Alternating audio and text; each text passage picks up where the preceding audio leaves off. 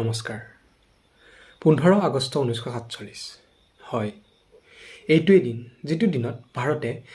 ব্ৰিটিছৰ 200 বছৰীয়া শাসনৰ পৰা মুক্তি পাইছিল এই দিনটোত এফালে যদি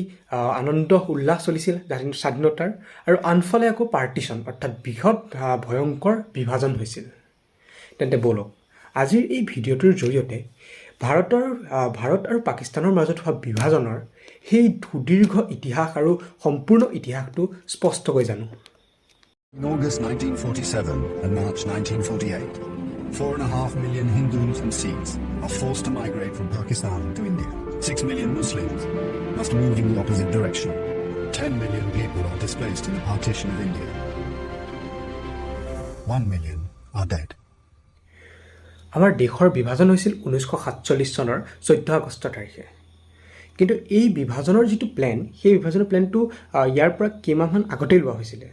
ইয়াৰ বাবে আমি যাব লাগিব কেইমাহমান আগলৈ অৰ্থাৎ 3 জুন 1947 চন এই দিনটোতেই সেই সময় ভাইসৰয় lord Louis mount বেটেনে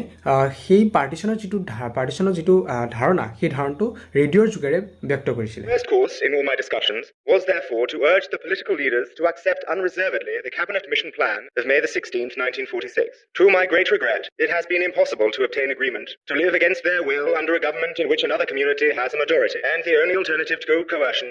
is partition. Radio' যোগে ব্যক্ত কৰাৰ লগে লগে 3 জুনৰ দিনাই সেই যিটো পাৰ্টিশ্যনৰ ধাৰণা ভাৰত আৰু পাকিস্তানক বেলেগ কৰাৰ সেই ধাৰণাটোক ছাপোৰ্ট কৰিছিলে সেই সময় কংগ্ৰেছৰ বহুত নেতা যেনে চৰ্দাৰ বল্লভভাই পেটেল জৱাহৰলাল নেহৰু আদি সকলোৱে কিন্তু তাৰ অপজিটত কেৱল দুজন নেতা থিয় দিছিলে সেই দুজনৰ ভিতৰত এজন হৈছে মহাত্মা গান্ধী আৰু আন এজন হৈছে খান আব্দুল গফৰ খান তো সেই যিটো ধাৰণা সেই ছাপোৰ্ট কৰাৰ আঁৰতো বহুত কাৰণ আছিলে সেই তাকে চাই পেলাই চৰ্দাৰ বল্লভভাই পেটেলে এনেকৈ কৈছিলে যে कोई ऐसा नहीं जो भारत का बंटवारा चाहता हो मेरा दिल भी बहुत भारी है लेकिन चॉइस क्या है एक बंटवारा या बहुत सारे बंटवारे वी मस्ट फेस फैक्ट्स भावनाओं में नहीं बह सकते চৰ্দাৰ বল্লভভাই পেটেলে যিটো পৰিস্থিতিৰ কথা কৈছিল অৰ্থাৎ যিটো দেশৰ বিভাজনৰ কথা কৈছিল সেই বিভাজনৰ কথাটো আৰু অলপ আগতে ষ্টাৰ্ট হৈছিলে যেতিয়া মহাত্মা গান্ধী এপ্ৰিলৰ 1 তাৰিখৰ দিনাখনি 1947 চনৰ 1 এপ্ৰিলৰ তাৰিখে মহাত্মা গান্ধী গৈছিলে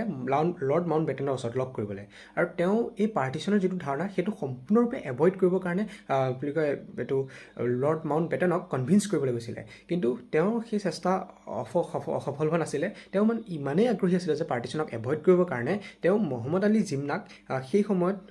ভাৰতৰ প্ৰাইম মিনিষ্টাৰ দিয়াৰ পদো অফাৰ কৰিছিলে যে প্ৰাইম মিনিষ্টাৰ দিম মহম্মদ আলী জিন্নাক তোমালোকে এই যিটো পাৰ্টিশ্যনৰ ধাৰণা হিন্দু আৰু মুছলমানৰ মাজত বিভাগ কৰাৰ যিটো ধাৰণা সেই ধাৰণাটো অপজিট কৰা ইয়াৰ বাবে মহাত্মা গান্ধীয়ে জৱাহৰলাল নেহৰুৰ লগতো কথা পাতিছিলে যে জৱাহৰলাল নেহৰুক প্ৰাইম মিনিষ্টাৰ নিদি মহম্মদ আলী জিন্নাক প্ৰাইম মিনিষ্টাৰ দিব কিন্তু সেই যিটো প্ৰস্তাৱ মহাত্মা গান্ধীৰ প্ৰস্তাৱ সেইটো সম্পূৰ্ণৰূপে জিন্নাই নাকচ কৰিছিলে আৰু তেওঁ এনেকৈহে কৈছিলে যে भारत को लेकर मिस्टर गांधी का जो विचार है वह हमसे अलग है बुनियादी तौर पर अलग है সমগ্ৰ পৰিস্থিতিটোক চাই সেই সময়ৰ সমগ্ৰ পৰিস্থিতিটোক চাই লৰ্ড মাউণ্ট বেটেনৰ বাবে এটা ডাইৰেক্ট সিদ্ধান্ত লোৱাটো অসুবিধাৰ সৃষ্টি হৈছিলে কাৰণ তেওঁ মাৰ্চত নতুনকৈ ভাইচৰয় পদত অধিষ্ঠিত হৈছিলে কিন্তু এই যিটো পাৰ্টিশ্যনৰ ধাৰণা এইটো বহুত বেছি নতুনো নহয় ইয়াৰ যিটো মেইন গুৰি ধৰোঁতা সেইজন অকণমান আগৰ মানুহে এতিয়া আমি আকৌ ঘূৰি যাব লাগিব 1939 চনলৈ অৰ্থাৎ সেই সময় ভাইচৰয় লৰ্ড নিথিনগৈ হৈছে সেইজন মানুহ যিজনে এই সম্পূৰ্ণ পাৰ্টিশ্যনৰ ধাৰণাটোৰ সৃষ্টি কৰিছিল সেইজনেই আচল মানুহ বলক কাহিনীটো খেলিমেলি নকৰি একদম আৰম্ভণিৰ পৰা আৰম্ভণি কৰোঁ বহুতে ভাবে যে পাৰ্টিশ্যনৰ আঁৰৰ মূল কাৰণটো হৈছে হিন্দু আৰু মুছলমানৰ মাজত পাৰ্থক্য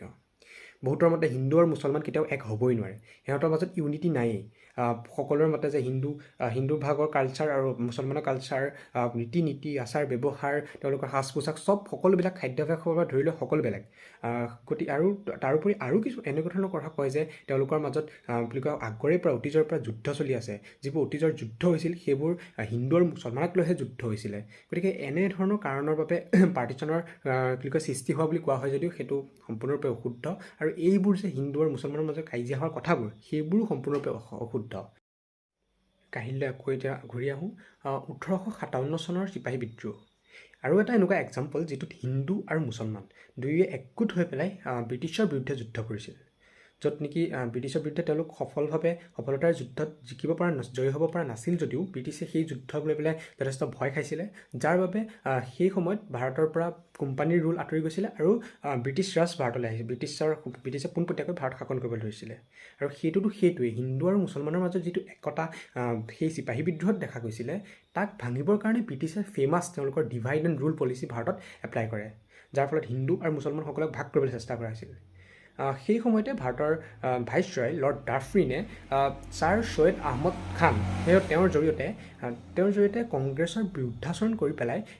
মানুহক এনেদৰে ইনফ্লুৱেঞ্চ কৰিব ল'লে যে কংগ্ৰেছ ভাৰতৰ বাবে এটা সংকট, কংগ্ৰেছৰ বাবে। আৰু তেওঁলোকে আৰু ছাৰ ছৈয়দ আহমদ খানে এনেকৈ ক'লে যে মুছলমানসকলৰ বাবে সংকট আহি আছে, হিন্দু আৰু মুছলমানৰ মাজত সংকট আহিব, কিন্তু যদি ব্ৰিটিছক যদি তেওঁলোকে ছাপোৰ্ট নকৰে, ব্ৰিটিছ যদি ভাৰতৰ পৰা আঁতৰি যায়গৈ, তেনেহ'লে হিন্দুৱে মুছলমানৰ ওপৰত ৰাজত্ব কৰিব, হিন্দুৱে মুছলমানৰ ওপৰত অত্যাচাৰ কৰিব, এনেধৰণৰ কিছুমান কথা পেলাবলৈ ল'লে, যাৰ ফলতে উদ্ভৱ হ'ল ভাৰতত টু নেশ্যন থিয়ৰী, যিটো two nation theory famous sir Syed Ahmad খানৰ সেই ফেমিলিটো আহিলে। আৰু ইয়াৰ কিছু সময় পিছতেই 1906 চনত ভাৰতত প্ৰতিষ্ঠা হ'ল অল ইণ্ডিয়ান মুছলিম লীগৰ।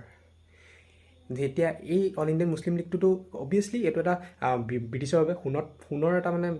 বহুত সোণৰ সুযোগ আছিলে, কাৰণ তেওঁলোকে এনেই divide and rule policy apply কৰি আছে, তাতে আহি গ'ল অল ইণ্ডিয়ান মুছলিম লীগ। সেইবাবে সেই সুযোগটো তেওঁলোকে কৰিবৰ কাৰণে তেওঁলোকে সম্পূৰ্ণৰূপে মুছলিম লীগক ছাপোৰ্ট কৰিছিলে। মুছলিম লীগক আৰু ছাপোৰ্ট কৰি পেলাই তেওঁলোকে যিটো ডিভাইড এণ্ড ৰুলৰ পলিচি সেইটো তেওঁলোকে আৰু সক্ৰিয় কৰিছিলে। তেওঁলোকৰ ডিভাইড এণ্ড ৰুলৰ পলিচিটো ইমানতেই কিবা সক্ষম হ'বলৈ ধৰিছিলে আৰু যে সক্ৰিয় হৈয়ে আছিলে, আকৌ তাৰ ওপৰত আনিলে সমষ্টি সংৰক্ষণৰ ব্যৱস্থা। হয়, সমষ্টি সংৰক্ষণৰ ব্যৱস্থা মুছলমানসকলৰ বাবে